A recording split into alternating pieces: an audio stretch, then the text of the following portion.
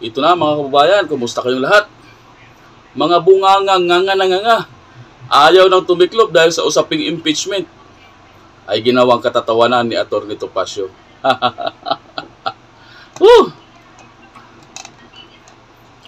Kumusta kaya mga kababayan? Welcome back again sa Pinoy Emperador.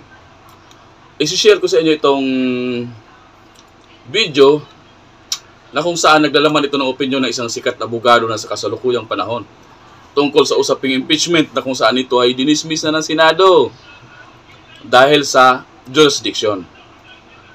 Ngayon, itong mga pro-impeachment na mga wala namang silbi sa Pilipinas dahil ang tinututukan lang naman ay yung kaso ng VP Sara na wala namang eksaktong basihan. Ngunit, tahimik naman itong mga hinayupak na ito sa itong mga nagbabanal-banalan na ito, itong mga nagtatali-talinuhang mga individual na mga sikat kuno na mga eskwelahan dito sa Pilipinas, tahimik naman sa mga illegal na gawain ng administrasyong bangag na ito. So malinaw, mga kababayan, ang katunayan ay ang blanco ng BICAM report. Yung mga pundo ng PhilHealth, hindi nyo ba alam, mga tarantado kayo, mga siraulo kayo, nagbabanal-banalan kayo, mga nagtatali-talinuhan kayo, mga hinayupak kayo. Naguhulog din kayo ng PhilHealth. Pero pumayag kayo, wala kayong kibo sa nangyari na kinuha ng gobyernong ito ang pundo ng PhilHealth. May say ba kayo? Wala. Pero pagdating dito sa impeachment ni VP Sara na wala namang basihan, nawagan pa kayong idsa-idsa daw. Na wala rin naman nangyayari, puro langaw lang dumating. Tahimik kayo sa usaping flood control na pa-report pa itong hinayupak na bangag na ito ng nakaraang taon, nakaraang mga suna niya na nakatapos na daw ng 5,500 flood control na kung saan kinabukasan ay na-fact-check kaagad ng kalikasan. Yung mga pinagbintahan ng gold reserve ng Pilipinas na almost 25 tons, saan napunta ang pirang yun? Tahimik kayo, no? Pero dito sa impeachment, ang galing nyo magsalita, ang lalaki na yung mga bunganga, mga hinayupak kayo. Yung Marley Kapad, saan napunta yung pundong yun? May balita pa ba? Wala na. Wale. Pero wala kayong ingay. Wala kayong angal. Mga hinayupak kayo. Wala talaga kayong mga silbi sa Pilipinas. Ang silbi nyo ay para sa sarili nyo lang. So yun nga mga kababayan. Yan ang ating pag-uusapan ngayon. Pero bago yan, kung bago lang kayo dito sa aking channel, pasuyo naman. Kung hindi pa kayo nakapag-subscribe, paki-subscribe na po.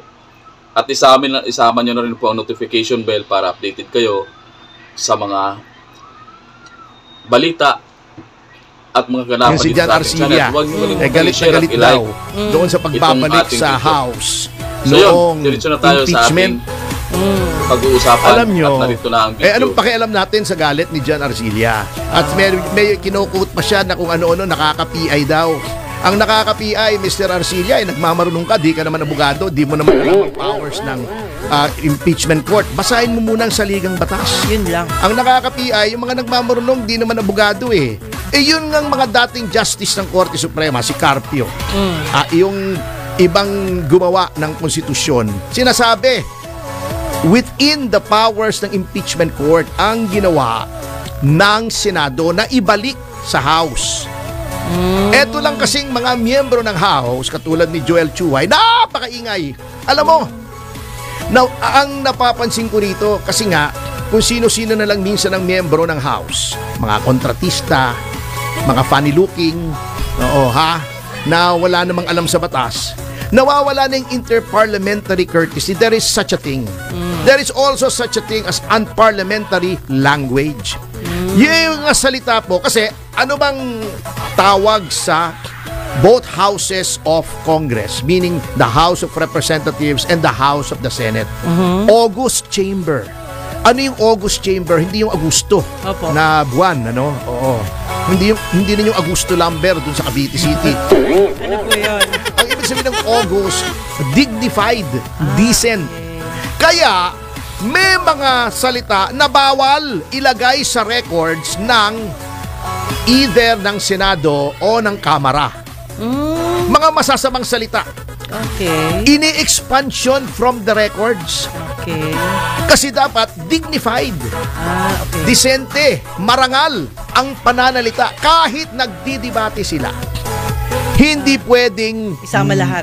Hindi pwedeng sabihin yung mga ginagawa ni na Dan Fernandez, ni na Abante, ni na Paduano, yung mga sinungaling ka.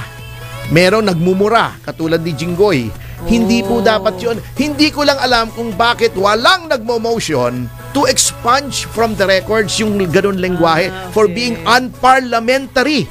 May term na ganun. Kasi nga, kung sino-sino na lang minsan ang Nagsasalita. inilalagay sa, lalo na sa Kamara. Di ba? Ang nagsabi nga puro mga kontratista. Puro iniisip lamang yung sarili nilang pakinabang, kapakanan nila, kontrata nila, kita nila. Walang alam sa parliamentarism. Walang alam sa Robert's Rules of Order. Wala. Yung mga kasinungaling ka, yung mga mura, tinatanggal po yan at binabalaan yung miyembro na yon. Huwag kang gagamit ng unparliamentary language. Ngayon wala na. Meron ding parliamentary courtesy, interparliamentary courtesy. Kortesiya, paggalang ng Senado sa Kamara and vice versa. Opo. Dati po, kahit anong gawin ng Senado, hindi nag-agree ang House and vice versa. Sinasabi nila sa maayos na paraan. Parang, I'm sorry, not for the record. Hindi, for the record, maayos yung pananalita. We do Okay. not agree with you. Ngayon, kung ano-anong sinasabi. Di ba? Opo. Kung ano-anong sinasabi. Hindi nila alam Kaya sinasabi nga ni Senate President Escudero, galangin nyo yung desisyon sapagkat yan ay nasa poder ng impeachment court. Natatawa nga ako Di ba? Forthwith si Risa. Gusto nyo i-constitute ang impeachment court. Hindi kayo makahintay ng 11. Di ba? Ng June 11. Gusto nyo June 9. 2 araw na lang naman. Kinonstitute. Pinagsumpa kayo. Pag kinonstitute na ang impeachment court, kasi di ba sinasabi, hindi pa constituted ang impeachment court, hindi pwedeng mag-motion to dismiss. Kasi wala pang korte. The court cannot act yet. Ayun. It has not yet been constituted. Kinonstitute o di nagkaroon ng impeachment court. When you constitute the impeachment court under the Constitution at nanumpa na yung mga senator judges, functioning na yung court. Ang unang-unang role ng kahit na anong korte, MTC, RTC, CA, SC, Court of Tax Appeals, Sandigan Bayan, tignan, eto bang kasong inihain sa amin ay may jurisdiction kami, meaning the power to hear and decide a case. Okay. Halimbawa, ejectment case. Ang original jurisdiction yan ay sa Metropolitan Trial Court. Pag nag-file ka ng ejectment sa Regional Trial Court, ibabasura yan. Kasi walang jurisdiction. The RTC, the jurisdiction of the respective courts are vested by law. Ayun. Hindi exempt dyan ang impeachment court. Anong jurisdiction ng impeachment court? Articles of impeachment ng presidente, vice-presidente, mga mahistrado ng Korte Suprema, Opo. chairman and commissioners ng COMELEC ng COA. Okay, yan. Yan ang among the public officials subject to impeachment. Isa lang ang jurisdiction ng impeachment court. Impeachment. Kaya nga impeachment court. Opo. Okay. Halimbawa, ikaw ay nagsampa ng tax case sa Court of Appeals. Ibabasura yan. Sasabihin sa iyo, doon ka sa Court of Tax Appeals. Ayun. Ngayon, kahit may jurisdiction ng korte, halimbawa, ejectment case, final mo sa MTC, ejectment yung pagpapaalis sa bahay, Opo. inupahan, etc. O may squatter. Titignan ng court kasi ang complaint ay may requirements under the rules of court. Yan ba ay may verification? Opo. Ibig sabihin, sinusumpaan mo ba na lahat ng nasasaad dito ay Ay, totoo. na naaayon sa ating rules of court? Opo. Nanumpa ka ba? Meron bang anti-forum shopping certificate? May mga ganun eh. May pirma ba ng abogado? Yan. Pag wala yan, ire-reject din yan ng korte. Ganun Ibabalik pala. sa'yo, uy, kulang. I-dismiss yan. Pwede mong i-file ulit. I-refile. Ayusin mo yung kulang. Napakasimple ng Ayun. analogy eh. O, ganun din ang impeachment court. May final articles of impeachment. Opo. Tinignan nila, uy, kulang. Nagba-violate yata to ng 1-year rule. Yung 1-year rule ng impeachment. No impeachment can be filed more Within a than year. once a year. Opo. Kung ito ay lumalabag doon sa 1-year rule, hindi pwedeng dinggin ng impeachment court. Ayun. Wala siyang jurisdiction kasi prohibited yung impeachment na yon. Ayun. Kaya ibinalik nila para i-certify na ito ay hindi nagba-violate. Certified under oath para kung mali yung sertifikasyon ng House, yung nag-certify na ito ay hindi lumalabag sa 1-year ban ay mananagot. Okay. Safeguard yan eh. Safeguard yan para hindi ko kasi pwedeng basta tanggapin. Yan ang hindi naiintindihan ni Jan Arcilla. At ang ibang mga taong galit na galit. Kaya pala. Hindi basta-basta mo i-impeach at lilitisin ang presidente, even the president, ang Opo. vice-presidente, Opo. ang mga justices ng Supreme Court.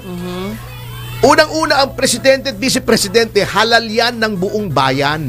Yes. Bakit mo basta-basta tatanggalin? May mga safeguards yan. Pwede mong tanggalin pero sundin mo yung mga safeguards. Procedures. Oo. Number 2, since papasok na in a few days, ilan na lang? 13 ngayon, 17 days ba? Tama ba ako? 17, 18 days. Yes. O, tapos na ang termino 30 nitong na. mga nakaupo na mga nasa house, lalo na yung ibang prosecutors, baka meron ng expired doon. Apo. Yung iba naman prosecutors, katulad ni dating Senador De Lima, ay hindi pa nakakaupo. O, di ba?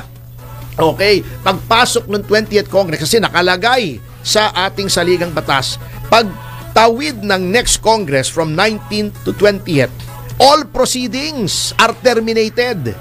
All!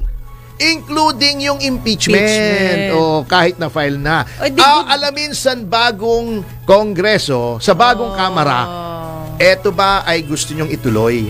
Hindi mo pwedeng itanong yan ngayon. Okay. Matatanong mo lang yan pag umupo na yung bagong... Yung susunod. Kasi naiba na yung tao. Constitution. Hindi yung Constitution ng Pilipinas. Constitution. Yung bumubuo sa Bumubuo. Kamara. Ayun. Tinitignan lamang ng Senado na hindi sila mukhang kengkoy na nililitis nila, palpak pala.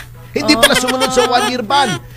Maghihiring sila, yung next Congress pala, ayaw na. Ayun. Gusto lang nilang masiguro, maganda po yun. Advantage sa kanila yun, di ba? Oo, para walang question. Tsaka kesa magsayang Otherwise, ng oras. kung i-questionin yan, di baliwala. Nakakahiya. Sinunod lang, nagulat nga po ako na, alam nyo, 18 ang na-realize na tama itong i-remand. Kaya nga. Tama po yung pag-remand, mga Remand. kasama. Huwag kayong mema nang hindi nyo naintindihan. So, Sa bagay, okay lang naman.